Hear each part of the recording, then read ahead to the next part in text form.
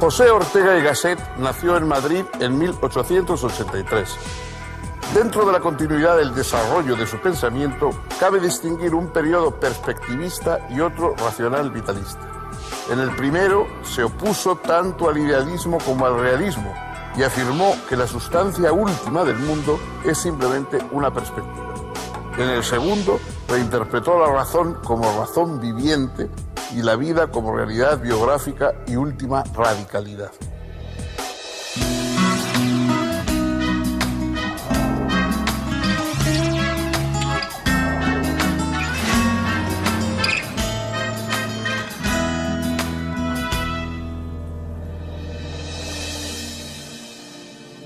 ¿Cómo están, amigos? Bienvenidos.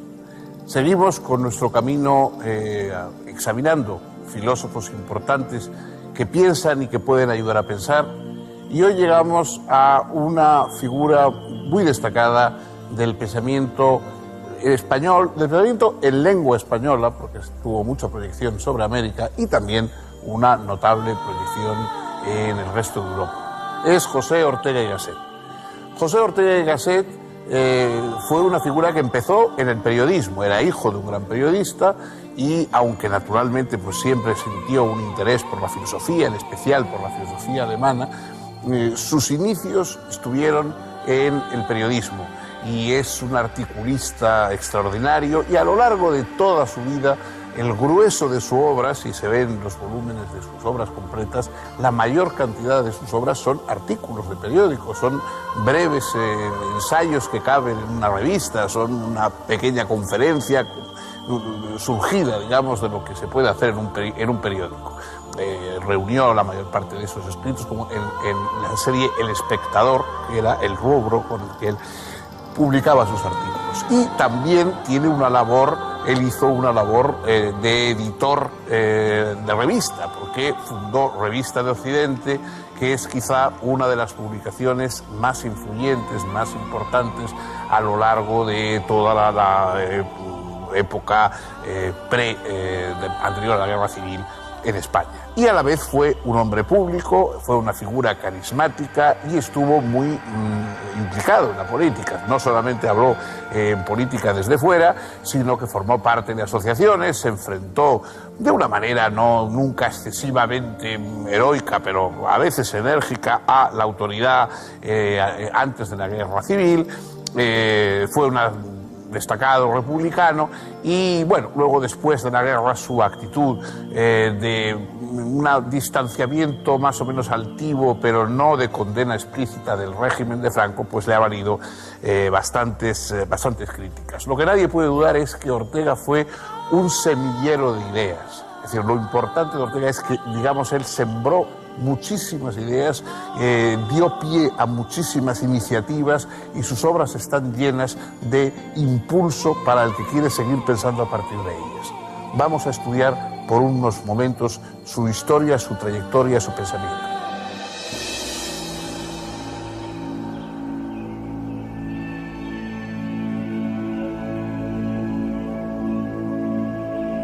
José Ortega y Gasset provenía de una familia de la alta burguesía madrileña.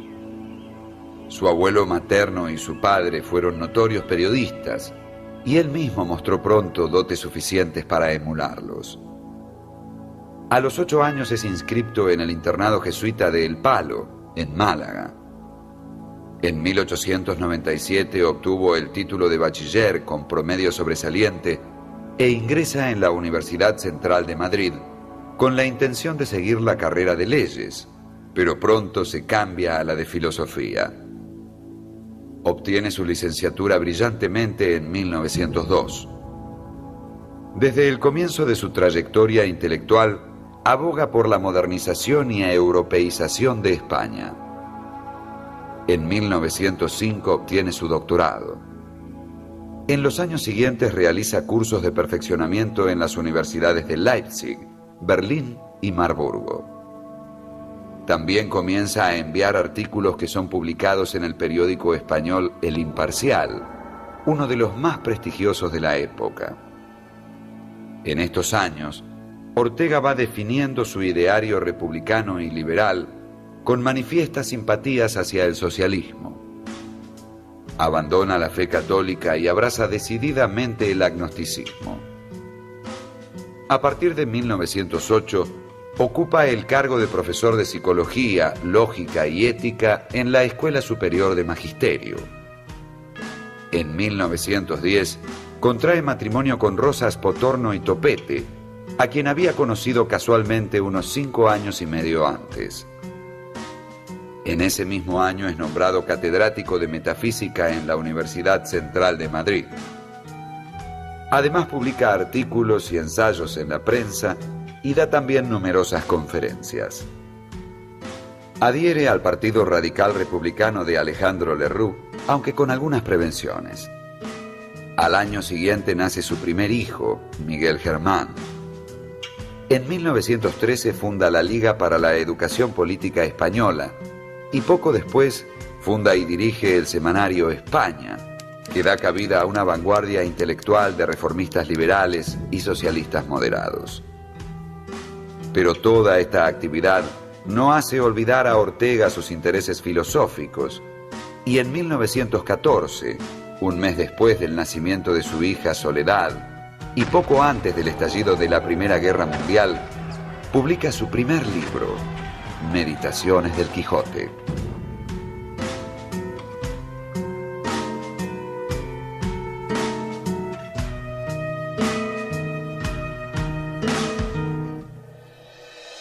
En su primera obra publicada, Meditaciones del Quijote, que es una obra muy variopinta, con muchos aspectos, muy caleidoscópica, nada sistemática, nada orgánica, y que ya preludiaba, digamos, una carrera que no iba a ir por los cauces habituales de la academia y de la universidad, sino que iba a estar un poco siempre al margen, como un francotirador, mucho más próximo a los ensayistas más actuales, más modernos, que a lo que había habido en el pasado. Digo que en esa obra, en las Meditaciones del Quijote, Ortega acuña la frase que se va a convertir casi en el lema y en el frontispicio de toda su obra filosófica. Yo soy yo y mi circunstancia. Y añade, y si no la salvo a ella, tampoco me podré salvar yo. Es decir, el ser humano es evidentemente una individualidad. Para Ortega lo que existe es esa biografía humana. Él no cree, dice en un momento que no existe, el ser humano no tiene naturaleza, sino que tiene historia.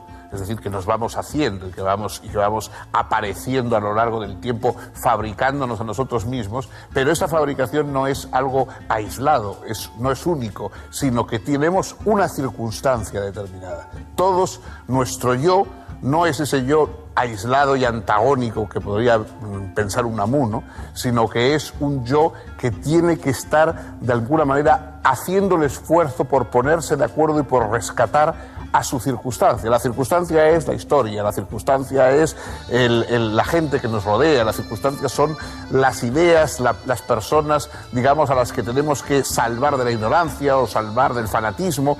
Y hay que salvar esa circunstancia. O sea, el yo no basta con que yo me retire a mi torre de marfil, con que yo logre de alguna manera alcanzar una cierta perfección personal, si no he logrado levantar y salvar la circunstancia que me rodea, es decir, el país, la época en que me toca. Eso define bien esa tarea regeneracionista que tuvo Ortega. Ortega pues tuvo una dimensión de regeneracionismo y de ahí su pasión por la publicación, las revistas, en fin, no fue un hombre desligado nunca de su tiempo, sino que al contrario, más bien brotó su pensamiento de la necesidad de salvarlo.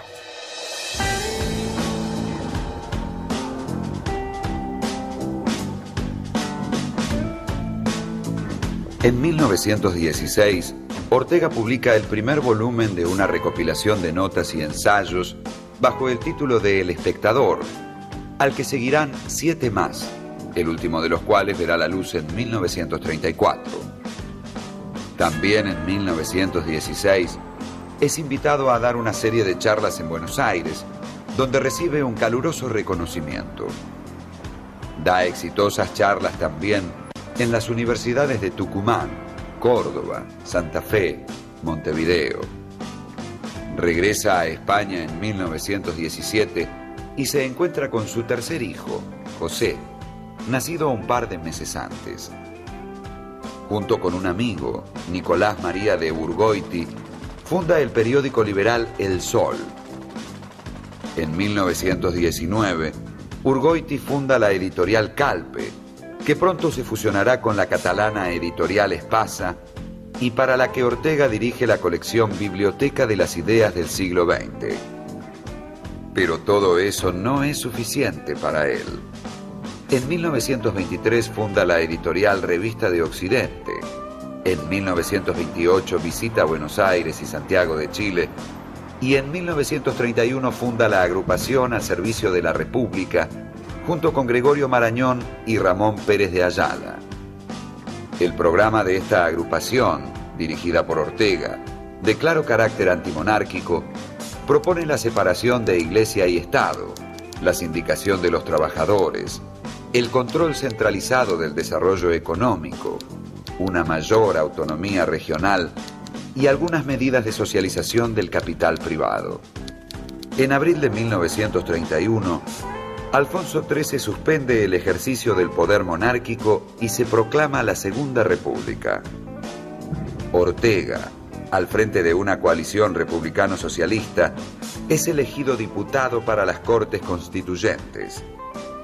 No obstante, ante la radicalización de la izquierda y la derecha, y consciente de su escasa influencia en la lucha parlamentaria, Ortega se retira de la actividad política, disolviendo la agrupación al servicio de la República y renunciando a su puesto en el Parlamento.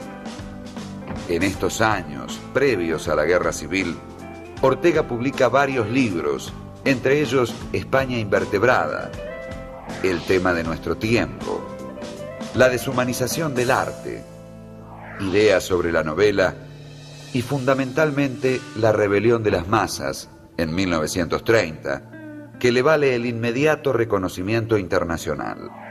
Esta obra lleva hasta sus últimas consecuencias las teorías orteguianas del perspectivismo y de las circunstancias. Luego, en rápida sucesión, aparecerán otros títulos: Goethe desde adentro, Unas lecciones de metafísica, Meditaciones de la técnica, En torno a Galileo, Historia como sistema y Misión del bibliotecario. Comienza en estos textos a profundizar en el tema que ocupará sus reflexiones de aquí en más: la vida. Para Ortega, la vida y la razón son irreductibles entre sí, pero a la vez están en continua colaboración y participación mutua. La unión dinámica de ambas es lo que Ortega denomina razón vital. Esta razón vital, realizada en el curso de los tiempos y manifiesta en cada momento vivido, es razón histórica, que explicita el hecho de que el hombre es siempre él mismo y su circunstancia. De modo que la circunstancia es la articulación de la razón vital con el conjunto de lo dado en cuanto suma de todos los puntos de vista individuales.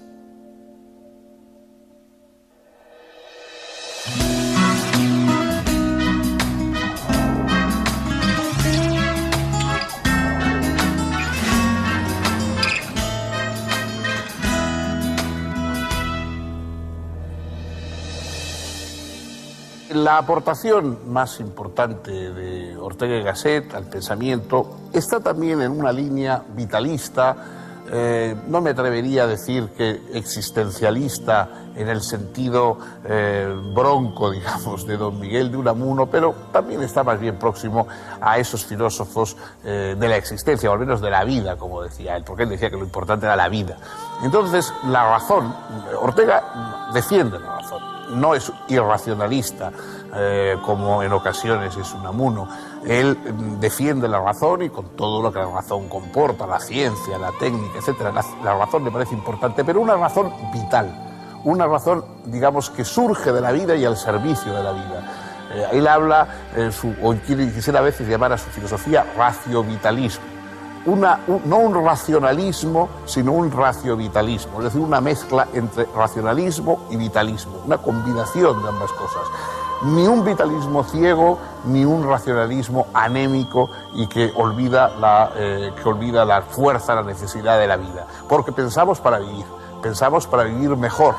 En cierto momento él compara al filósofo como alguien que ha caído de un barco o un naufragado que está allí en el mar tumultuoso, turbulento, y entonces tiene que intentar nadar.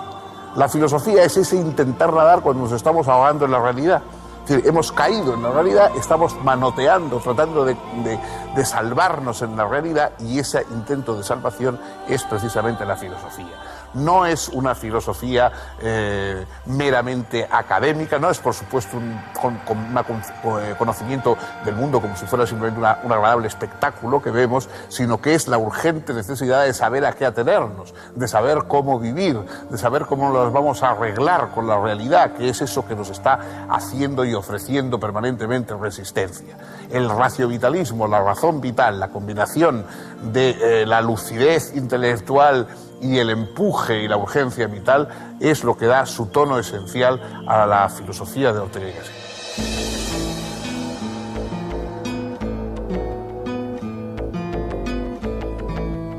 Entre 1934 y 1935, Ortega ve con asombro y consternación que los falangistas afirman seguir algunos de sus postulados filosóficos. José Antonio Primo de Rivera lo reclama como líder ideológico y le reprocha no apoyar públicamente a quienes piensan a partir de él. Lo cierto es que Ortega no siente la menor afinidad con los derechistas y no entiende cómo ha surgido el malentendido. Responde con el más absoluto silencio. En agosto de 1936, un mes después del inicio de la Guerra Civil, Ortega y su familia abandonan España hacia Marsella y al poco tiempo se instalan en París. Permanecerán allí hasta 1939. Luego Ortega continuará su ruta de exilio por Buenos Aires durante un par de años y finalmente Lisboa. En la primera publica Ensimismamiento y Alteración, y en la segunda, a poco de establecerse, da a conocer su introducción a Velázquez. Finalizada la Segunda Guerra Mundial y ante las garantías del gobierno franquista, vuelve a España, pero no instala su residencia en ella, sino que apenas monta un departamento en Madrid para alojarse en sus esporádicas estadías en la capital española. Escribió aún su estudio sobre la idea de principio en Leibniz, en el que realizó un análisis sistemático de la idea de principio a través de la historia de la filosofía y pronunció brillantes conferencias en Estados Unidos, Gran Bretaña, Italia y Alemania. El 18 de octubre de 1955, víctima de un cáncer que había afectado su aparato digestivo, falleció en Madrid. El gobierno franquista hizo circular en dicha oportunidad una normativa que indicaba a los periódicos que, al redactar la pertinente nota necrológica, omitiesen mencionar sus errores políticos y religiosos, a la vez que evitaran llamarlo maestro. Organizó también una misa pública en honor al filósofo, que la familia dignamente rehusó, respetando así sus convicciones no católicas. La revista Ínsula dedicó un número entero a Ortega y fue inmediatamente clausurada. Sin embargo, unos meses más tarde, la Universidad de Madrid organizó un importante acto en su memoria que tuvo el carácter de una reparación. La muerte de Ortega dio pie a la primera protesta pública importante de la posguerra por parte de la oposición al régimen franquista, protesta que éste no reprimió, porque en esos momentos España estaba ingresando en la ONU como miembro de pleno derecho y reclamando un lugar entre los países industrializados de Occidente. Póstumamente han ido apareciendo varios títulos de Ortega que no habían sido publicados en vida, entre ellos ¿Qué es filosofía?, El hombre y la gente, Investigaciones psicológicas y una interpretación de la historia universal.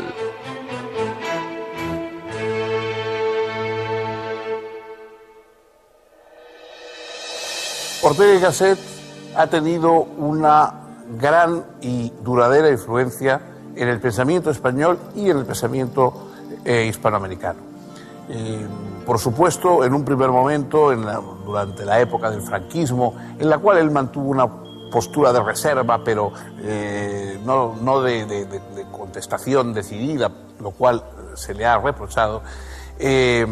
Durante esa época franquista, digamos, la filosofía de Ortega fue el refugio frente a las filosofías tomistas, religiosas, clericales que se daban habitualmente en la universidad. Una serie de pensadores como Manuel García Morente, como Javier Zubiri, como Julián Marías, por supuesto, como Aranguren, etcétera, son seguidores de las doctrinas y de las ideas, viven y se alimentan en gran medida del pensamiento de Ortega. El pensamiento de Ortega es enormemente fecundo. Es raro leer una página, leer un ensayo de Ortega sin encontrar una serie de cosas que nos ayudan a nosotros a pensar. O sea, bueno, él saca sus propias conclusiones, pero nos da una idea que nosotros podemos utilizar. Quizá una de las más sugestivas es la distinción entre ideas y creencias. Él dice que creencias es aquello en lo que estamos. Es decir, nosotros tenemos una serie de creencias que no discutimos, que no criticamos, que damos por descontadas y a partir de las cuales pues, desarrollamos nuestra vida. Es decir, esas creencias no nos las planteamos, las vivimos, las necesitamos, pero no nos las planteamos. Y luego están las ideas, y las ideas ahí sí ya son reflexivas, son controvertidas, sobre ellas pensamos, podemos prescindir de ideas, pero no de creencias. De alguna forma, a veces incluso las ideas pasan a convertirse en creencias con el tiempo, con la rutina, etc. Hay muchas ideas importantes en Ortega y muchas ideas que siguen siéndolo. Ha pasado, como muchos pensadores, un cierto purgatorio. En una época estaba bien visto hablar mal de Ortega o desdeñar a Ortega, pero yo creo que con el tiempo se va agigantando bastante su obra y se está viendo que es una obra de indudable mérito y sobre todo de indudable fecundidad. Hasta aquí hoy hemos llegado acompañando a este pensador. El próximo día tendremos otro pensador y tendremos otra reflexión que también compartiremos con ustedes.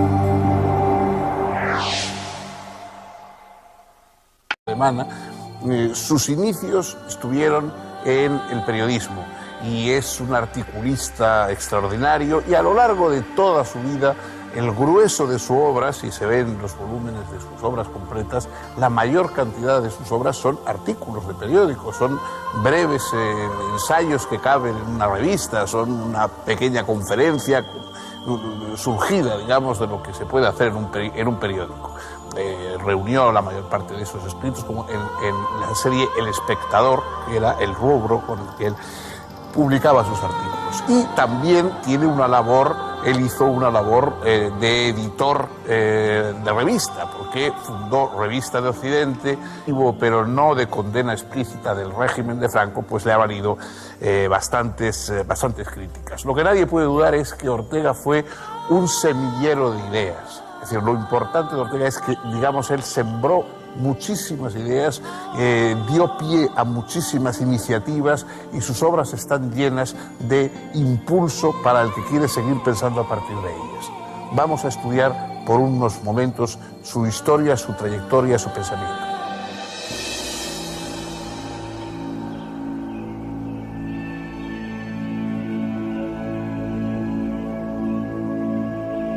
José Ortega y Gasset provenía de una familia de la alta burguesía madrileña.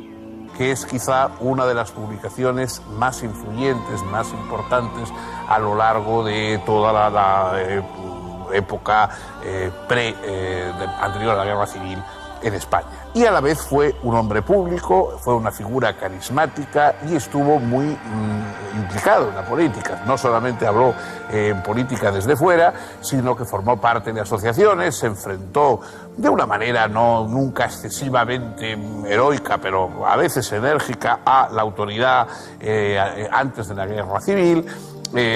Fue destacado republicano y bueno, luego después de la guerra su actitud de un distanciamiento más o menos altivo.